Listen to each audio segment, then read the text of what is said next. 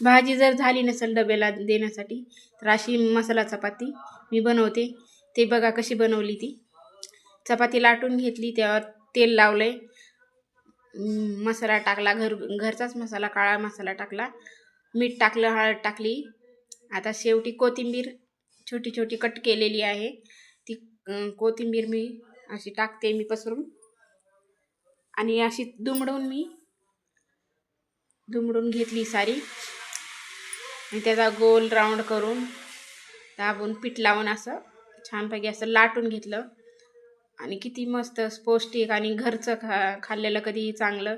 बाहेरचं लेकरांना देण्यापेक्षा हीच कधीही चांगलंच ना. बाहेरचे बिस्किट पाव खाण्यापेक्षाही चांगलंच आहे ना शरीरासाठी, आपल्या मुलांसाठी. म्हणून मी अशीच चपाती बनवते, जाम सोबत किंवा टोमॅटो सॉस सोबत. आवडीने खातात मुलं ही. आज मुलींना दोघींना पण अशीच बनवली, दोघींना एक एक चपाती मी. त्यांना आवडती पण ही चपाती खायला. कर म्हणतात मम्मी. मग व्हिडिओ कसा वाटला असेल तर लाईक करा आणि